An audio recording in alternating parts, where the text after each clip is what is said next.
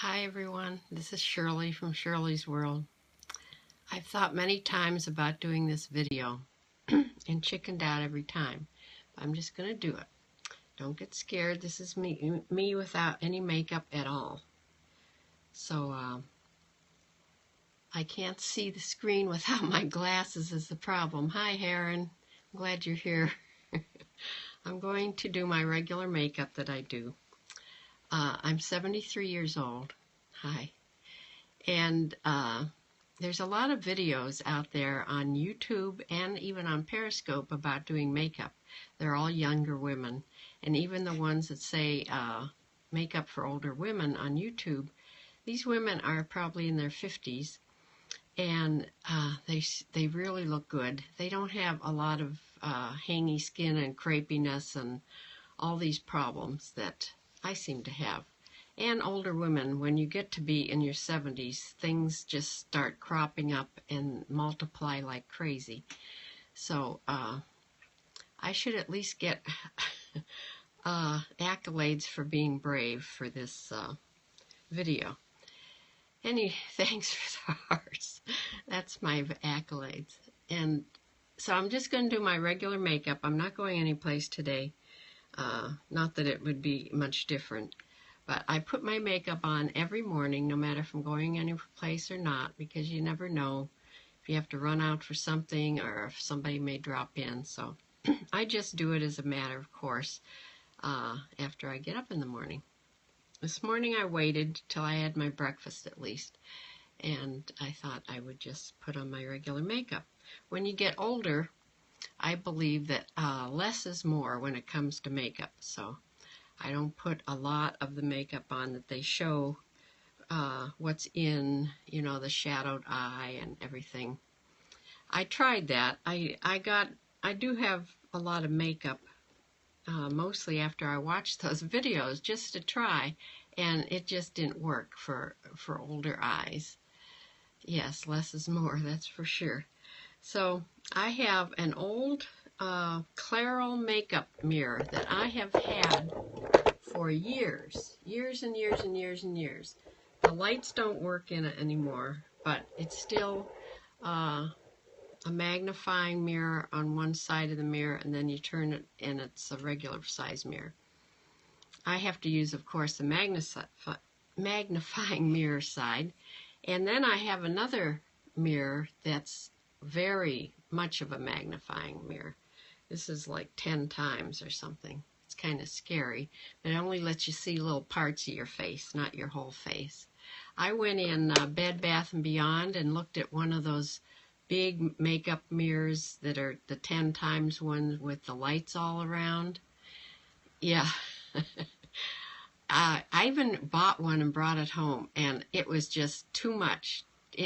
To see your whole face that big. No, I took it back and got my money back. So just this little one works for just specific areas that you're trying to see. So I'm going to take off my glasses so I won't be able to see. I have to keep putting them on to see any comments, so I'll leave them here in my lap.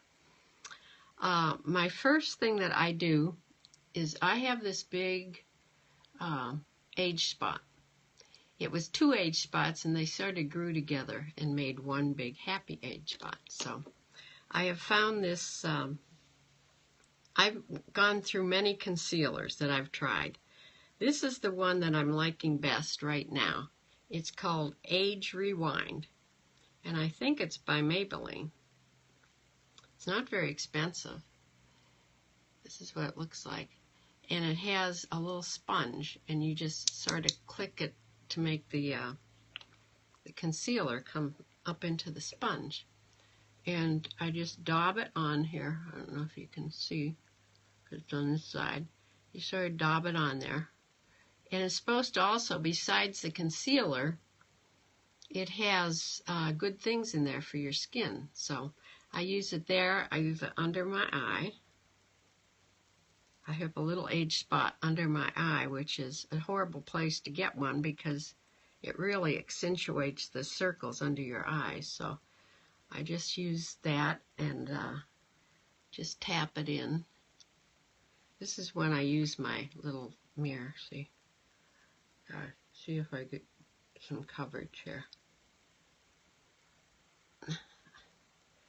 Like I'm sure everybody does, I make faces when I'm doing things, so just ignore that.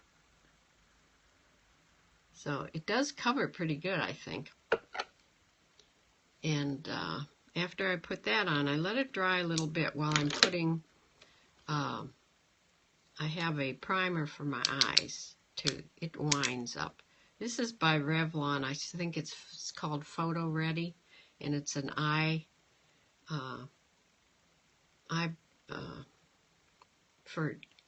it's an eye primer. I think that's all they call it. And you just, it looks light, but when you put it on, you just work it into around your eye here. It just sets your makeup when you put it on. It doesn't move around, you know. Makeup will move around and fall under your eye. That's a bad look.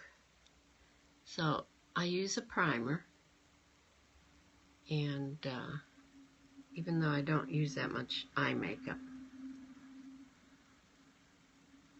and you can't see that, it just goes on and acts like a primer. So my sister laughed when she heard that I used a face primer. She says it sounds like you're going to paint your face. Well, no, the primer keeps mascara. It doesn't make mine. I use mascara, but I use it very little bit, and it hasn't made my mascara run at all. It's only on the lids. You just put it on the lids, and it hasn't affected my mascara. It keeps my eyeshadow in place. Now, the first thing I put on my eyes is this light color this is in a palette. It's probably the only thing I'm using today. This lighter color all over my eyes. Just a little bit. This also says on the back of this, it says it's a primer. So I'm all primed up here.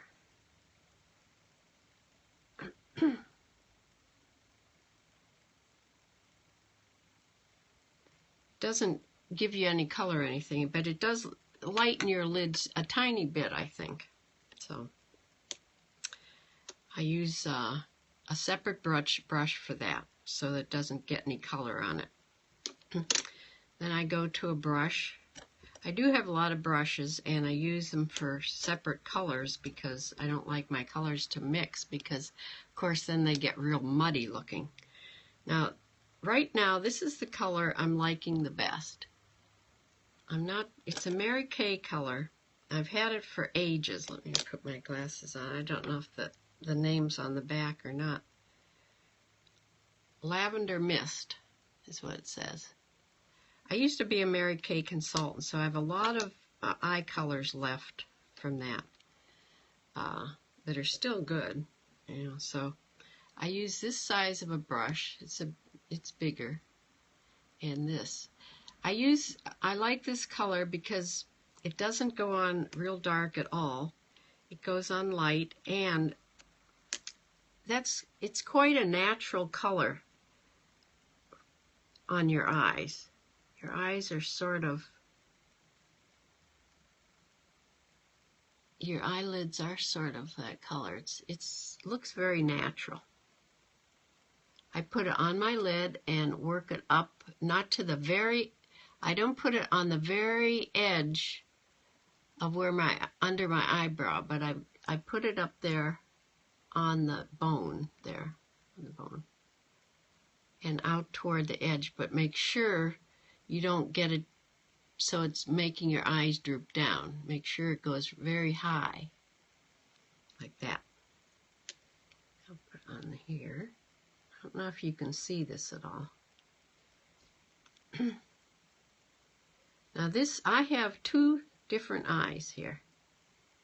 I don't know, I'll show you in a minute. I have two definitely separate eyes because this is my real eye. This is I'm sorry. This is my, see, that's, I forget sometimes. This is a prosthesis. See, it's glass. This is prosthesis. This is my real eye. My real eye has become hooded. See? I have a hood over my eye. This one has sunk back more than it was in the beginning. So I have a lot of shadow. Just from it being sunk back, I have a lot of shadow in here. So what I do is, on this hooded part that hangs down, I try to put some of that color, that darker color, well, it's not dark, it's in that groove and up on the hood. And what that does is it makes the hood sort of rescind back, so it doesn't look like it's sticking out so much. I don't know, maybe I'm just, this is just what I do. I mean, maybe I'm kidding myself, but I think it makes my eyes look more even. Right, there's a comment, let me read it. You cannot even tell. Yeah, well, you can tell sometimes, this eye, if you pay attention, you can tell. If I'm just, a lot of people don't know that I do. I don't really care anymore. It happened a long time ago, 20 years probably. I lost my eye in a golfing accident. I was hit smack dab in the eye, right through my sunglasses. That's how what a dead ringer it was. Right off the tee. Somebody hit off the tee. I was actually behind a tree, waiting for the men to hit off, and the golf ball came, sliced right around the tree, and got me right smack in the eye. And it didn't even break any of my orbital bones. That's how dead center it was. So I lost my eye. I still have the globe. It's sunk way back. They saved the globe because this shell of a prosthesis I have, if they save the globe, you have a little bit of movement in the prosthesis, unlike having a whole glass eye, which you have no movement at all. So I have a tiny bit of movement. Yeah, no broken bones. It was amazing. I had a concussion, but I didn't have any broken bones. So I have this color, very subtle, on my eyes. And the next thing I do probably isn't kosher with young people. This is probably an old people thing. But depending on what I'm wearing, like I am wearing a turquoise top. So I have a palette with grays in it here that I use sometimes, but I have a turquoise color there. Or there's actually, I have a blue palette, but that's too blue. I use a little brush. I don't think that's it. That's not it either. This is it. I have a little brush like this that I use for the colors. And I just take a little bit of that turquoise color, and what I do is to blow the excess off so it doesn't fall down. I just put it on the very outside, and you see, just on the outside from the middle over to the end. Just a hint of color. Like if people looked hard enough, they may see it. And I'm wearing glasses, remember. So in my other eye, just on the outside.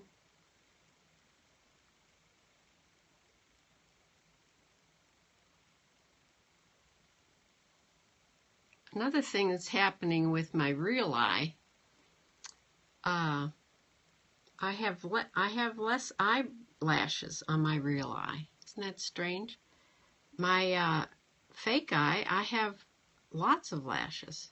I don't know why that's happening. I did read that there's something you can paint on. It's a liquid. It restores, it will make your eyelashes grow. You can get it at the drugstore.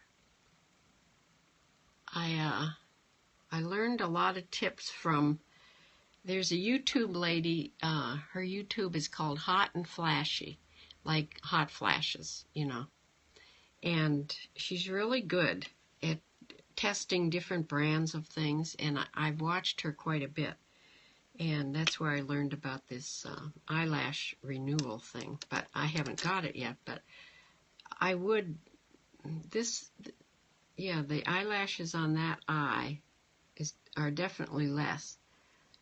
Plus, I found some white eyelashes in there. And my first thing was I should pull those out, but then I thought, oh, no, don't pull them out. Just color them with the mascara. So that's what I do. This is the extent I do of my eyes right there. I've tried eyeliner. Maybe if I'm going someplace, going out at night, which I never do. But if I would be going on something special, I might try a little bit of eyeliner just on the outer corner. And yeah, don't pull out. That's for sure. So I do curl my eyelashes. So I have to curl them a little bit. I've used an eyelash curler since I was a teenager. And it's just something I do automatically. I even curl my eyelashes if I'm not putting any makeup on. So I curl my eyelashes, which a lot of times will make me sneeze. Something about pulling your eyelashes makes your nose run and make you sneeze sometimes if you get them too tight. So I think that opens up your eyes a little bit. One thing about getting older, I mean real old, is your eyes aren't as open as they used to be. They just are droopier, and that's a problem. The mascara that I'm liking right now is by CoverGirl, and is called Clump Crusher. It's this lime green. You can recognize it by CoverGirl. Clump Crusher. So it's not an extender, it's just a thickening. I take it out of the tube and I tap the end, which always has clumps on it, on a tissue. And then I have to use my little magnifying glass here. I just do on the side that has a lot of lashes, I just do the tips. And this side, I want them thicker, so I sort of work it back and forth a little bit. If I mess with it too much, I'll have it all over the place. So I've tried to put the mascara on those lower lashes, but that doesn't work so well for me. I usually get it smudged underneath, and that's a big problem trying to get it off. So okay, I've made up my eyes, and the makeup, the foundation I use, I've tried all different kinds of foundations. I cannot use liquid foundation. At this age, when you have a lot of crepiness and a lot of wrinkles, all the liquid foundations were just going into the wrinkle, is making it much worse. So what I use is Bare Minerals. It seems to work the best for me. And first I tap a little bit on that age spot. But I just put some on the brush and I dot it around like this. and then I sort of scrub it in a little bit, like that. I mean, let's face it, it's not going to do that much, but it makes me feel like I've put makeup on, I guess. A lot of this, I think, is psychological when you get this age. And always end up downward strokes, so those little hairs that you really have, because you can see them. If you have this, if you have this 10 times magnifying mirror, you can see all those little hairs all over your face. It's amazing. So that and a little bit of real light blusher, just high on your cheekbones, high up and toward the back. You don't want apple cheeks. So high up and just a little bit. I always touch my nose and chin like the sun got me, but I don't think it really does anything. So let me see. I think that's it for me. That is the end of my makeup. Oh, my lipstick. Almost forgot. That is another thing when less is more. I put a lip liner on only to keep my lipstick from bleeding into my upper lip, because that is a problem when you have all these lines. So I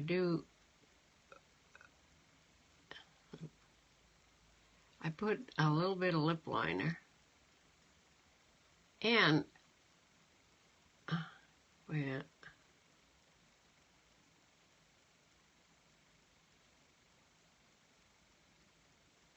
my upper lip,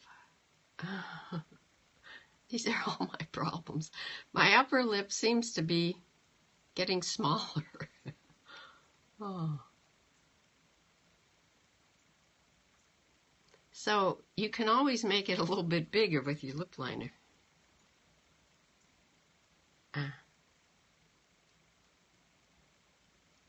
This looks dark, but when I get my, all right, my favorite lipstick is this it's by Maybelline, 24 Hour. This lasts until you take it off. It definitely is 24 hours. First one ever that said that I've tried that works. There's another one, it doesn't even have the name on it. Maybe, wait, maybe if I put my glasses on I could see. It's by CoverGirl. There's another one by CoverGirl that lasts almost as long. And the only reason I'm using the CoverGirl today is because I'm out of the color of the 24 Hour that I like. This is a very just neutral color that I use. Because if you put dark lipstick on a 73-year-old, you start to look like a clown. So, oh, that's a lot in that.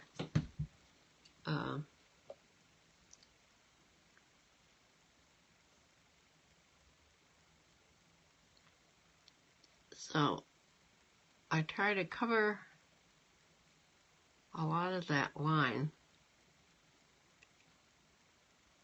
where the pencil looked dark.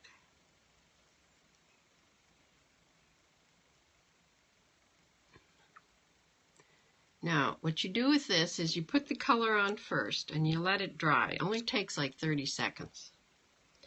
It gets real sticky, and then you know it's time to put the gloss top thing on. It's just a gloss, and it doesn't make it real glossy like those, you know, they show those huge glossy lips that look wet all the time. It doesn't do that. It just glosses up the lipstick a little bit, because this is very matte and it's getting real sticky right now, so it's you can tell it's time. That's how fast it works. So